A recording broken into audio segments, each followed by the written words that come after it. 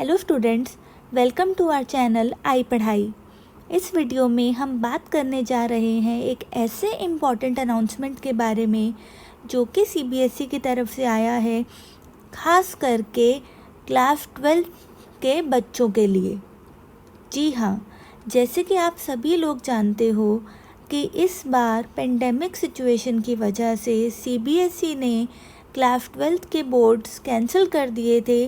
तो सभी के मन में ये डाउट था कि आखिर क्लास 12 के बच्चों के रिज़ल्ट्स किस तरह से बनेंगे।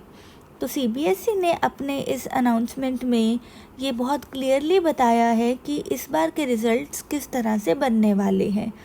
जैसे कि आप देख सकते हैं और आप लोगों ने शायद अभी तक सुन भी लिया होगा कहीं ना कहीं से कि इस बार सीबीएसई वाले क्लास 12 स्टैंडर्ड के जो रिज़ल्ट्स हैं उसे बनाएंगे on the basis of the marks obtained by students in their class 10th, 11th and 12th pre boards और देयर यूनिट टेस्ट और देयर मिड टर्म टेस्ट।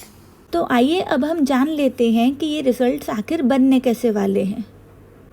जैसा कि आप लोग सब जानते हैं, सीबीएसई में जितने भी पेपर होते हैं उन सब के दो पार्ट्स होते हैं। पहला पार्ट है थियरी और दूसरा पार्ट है प्रैक्टिकल या फिर इंटरनल असेसमेंट, राइट। अब डिपेंडिंग अपॉन द सब्जेक्ट कि आपका सब्जेक्ट कौन सा है, ये जो थियरी और प्रैक्टिकल का या फिर इंटरनल असेसमेंट का जो डिवीज़न है वो अलग अलग होता है। फॉर एग्जांपल अगर मैं मैथ्स की बात करूँ तो मैथ्स में 80 मार्क्स का थियरी पेपर आता है और 20 मार्क्स का इंटरनल असेसमेंट होता है, राइट। अगर मैं फ़िज़िकल एजुकेशन की बात करूं तो फ़िज़िकल एजुकेशन में जो थियरी पेपर है वो सिर्फ 30 मार्क्स का होता है और जो प्रैक्टिकल है it is of 70 marks, okay. तो अब होगा क्या कि बोर्ड एग्ज़ाम्स कैंसिल होने की वजह से जो ये थियरी पोर्शन है, ध्यान देना है ना, ये जो थियरी पोर्शन है, ये थियरी पोर्शन किसी भी मार्क्स का हो सकता है, 80 का, 70 का, 60 का, 50 का या 30 का, depending upon the subject, okay. तो ये जो थियरी पोर्शन वाले मार्क्स हैं इनका जो कैलकुलेशन है वो किस तरह से होने वाला है ना, वो आप देख लो। तो उसके लिए सीबीएसई ने ये कुछ क्राइटेरिया दिया है कि जो थियरी पोर्शन है क्लास 12 के किसी भी सब्जेक्ट के लिए, उस थियरी पोर्शन में जो 30% मार्क्स हैं वो किसके कैलकुलेट होंगे, 10th स्टैंडर्ड के। जो 30% मार्क्स और हैं वो किसके कैलकुलेट होंगे, 11th के। और जो बचे हुए 40% मार्क्स हैं वो किसके कैलकुलेट होंगे, 12th स्टैंडर्ड के, ओके। अब इसे हम थोड़ा सा डिटेल में समझेंगे। देखो, अब क्लास 10th में किस तरह से कैलकुलेशन होगा वो हम समझते हैं। तो ऐसा है कि क्लास 10th के जो आपके 5 मेन सब्जेक्ट्स थे, है ना, जैसे 5 मेन सब्जेक्ट्स रहे होंगे आपके, let's say maths, science, English, SST and let's say कोई एक लैंग्वेज रही होगी, लेट्स से हिंदी, ओके। तो आपके जो 5 मेन सब्जेक्ट्स हैं, ओके, इनमें से आपके किन 3 सब्जेक्ट में सबसे ज़्यादा थियरी में मार्क्स आए, उन 3 सब्जेक्ट के मार्क्स को देखा जाएगा। फॉर एग्ज़ाम्पल हम लोग ऐसा मान लेते हैं कि मैथ्स में किसी एक बच्चे के आए लेट्स से 75, साइंस में आए 70, इंग्लिश में लेट्स से आए 72, एसएस में आए 65 एंड हिंदी में आए 68, ओके। ये मैं बात कर रही हूँ थियरी की, ओके। तो अब आप थियरी पोर्शन में देखो कि हाईएस्ट मार्क्स कौन कौन से सब्जेक्ट्स में आए हैं। तो हाईएस्ट मार्क्स यहाँ पर आ रहे हैं मैथ्स में, साइंस में और इंग्लिश में। तो अब क्या किया जाएगा कि इन 3 सब्जेक्ट के थियरी मार्क्स का एवरेज लिया जाएगा, यानी कि 75, 70 और 72, इन तीनों का एवरेज लिया जाएगा, ओके। और वो जो एवरेज आएगा उसे कंसिडर किया जाएगा for the 30% of component of 10th standard marks. तो इतना समझ में आया आप सभी को? अगर किसी भी तरह का कोई डाउट हो या मन में कोई क्वेश्चन आ रहा हो तो प्लीज़ कमेंट सेक्शन में लिखना। मैं अगली वीडियो में आपका डाउट क्लियर करने की कोशिश करूँगी। अब हम आगे बढ़ते हैं क्लास 11th पर। तो जैसे कि हमने देखा कि क्लास 11th में भी 30% पोर्शन जो है, 30% मार्क्स जो है वो कैलकुलेट होंगे क्लास 11th में से। ओके, तो अब इसमें क्या है कि बेसिकली क्लास 11th का जो आपका फाइनल रिजल्ट था, है ना, उसमें आपके जो थियरी में मार्क्स आए थे किसी भी सब्जेक्ट में, लेट्स से मैं मैथ्स की बात करती हूँ, मैथ्स में आपके जो थियरी में मार्क्स आए थे उसका 30% जो है वो लिया जाएगा। लेट्स से आपके फिज़िक्स में कुछ मार्क्स आए तो 12th स्टैंडर्ड के फिज़िक्स के पेपर में आपके फिज़िक्स के मार्क्स का जो 11th में आप लोगों ने फिज़िक्स में थियरी में मार्क्स ऑब्टेन किए उसका 30% कंसिडर किया जाएगा। ओके, क्लियर हुआ? आगे बढ़ते हैं क्लास 12th पर। अब क्लास 12th में ऐसा हुआ कि फाइनल बोर्ड एग्ज़ाम्स तो हुए नहीं, लेकिन ईयर अलोंग स्कूल्स ने अपने अपने हिसाब से कुछ यूनिट टेस्ट्स लिए, कुछ मिड टर्म एग्ज़ाम्स लिए और कुछ स्कूल्स में तो प्री बोर्ड भी कंडक्ट हो गए। ओके, मैक्सिमम तो ये सब ऑनलाइन के थ्रू हुआ है, लेकिन कई स्कूल्स में ये ऑफलाइन भी हुआ है, depending upon the situation in their city. Okay, तो अब यहाँ पर ऐसा है कि क्योंकि ये चीज़ यूनिफॉर्म नहीं है ना, मतलब किसी स्कूल ने प्री बोर्ड कंडक्ट करवाए, किसी ने नहीं कंडक्ट करवाए, राइट। तो ये थोड़ा सा आप यूँ कह दो कि ये थोड़ा सा यूनिफॉर्म नहीं है all over the schools.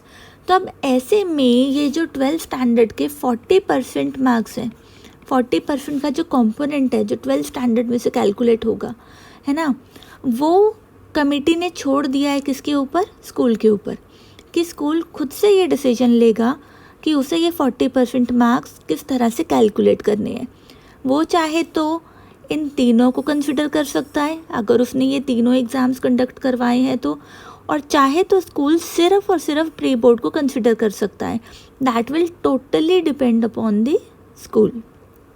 Okay, अब हम आगे बढ़ते हैं। तो अब हम इस टेबल को समझ लेते हैं जो कि CBSE के सर्कुलर में दे रखा है। अब यहाँ पर बेसिकली क्या समझा रखा है, ध्यान से देखना। जैसे कि मैंने आपको पहले भी कहा था कि हर सब्जेक्ट के हिसाब से थियरी और प्रैक्टिकल का जो वेटेज है वो चेंज हो जाता है। जैसे कि मैथ्स में 80 मार्क्स की थियरी और 20 मार्क्स का प्रैक्टिकल, फिज़िकल एजुकेशन में 30 मार्क्स की थियरी और 70 मार्क्स का प्रैक्टिकल। अब ऐसे में स्टूडेंट्स के लिए जानना बहुत इम्पॉर्टेंट है कि जैसे उनका मैथ्स का पेपर है लेट्स से, तो 80 मार्क्स के पेपर में कितने मार्क्स 10th में से कैलकुलेट होंगे, कितने मार्क्स 11th में से कैलकुलेट होंगे और कितने मार्क्स क्लास 12th में से कैलकुलेट होंगे। ओके, तो जैसे कि हम बात कर रहे हैं एक सब्जेक्ट की जिसमें 80 मार्क्स का थियरी आ रहा है। ओके, तो क्लास 10th में से 30% मार्क्स जो हैं वो कैलकुलेट किए जाएंगे। 30% किसका? 80 का। ओके, तो ये कितना हो गया? 24।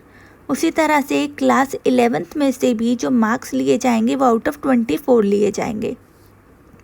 क्लास 12th में जो मार्क्स लिए जाएंगे वो आउट ऑफ 32 लिए जाएंगे, क्योंकि 80 का जो 40% है वो कितना हो जाएगा? 32। ओके, तो ये हो गए थियरी के मार्क्स। किसके मार्क्स हो गए? ये हो गए थियरी के मार्क्स। इसको हम ज़रा यहाँ लिख देते हैं, theory.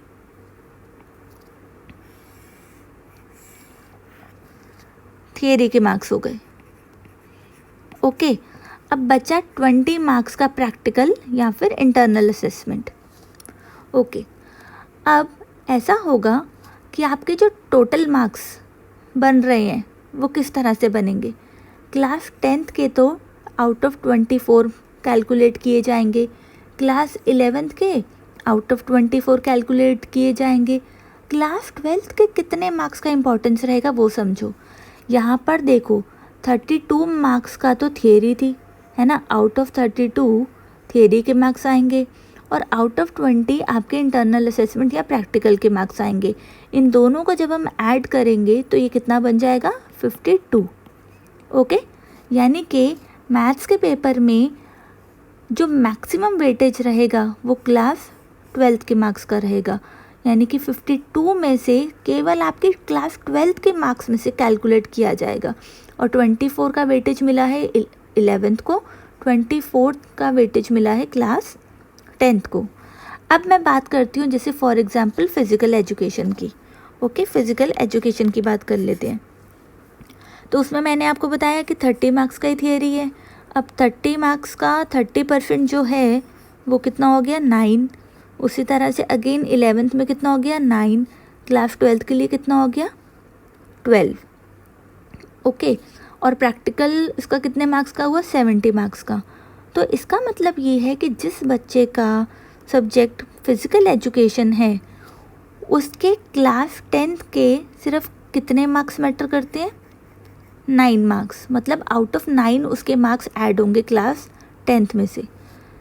Out of 9 marks add होंगे क्लास 11th में से, और मैक्सिमम वेटेज जो मिलने वाला है ना वो किसको मिलेगा क्लास 12th को। यानी कि कहीं ना कहीं देखा जाए तो 10th और 11th के मार्क्स उतना ज़्यादा मैटर कर ही नहीं रहे।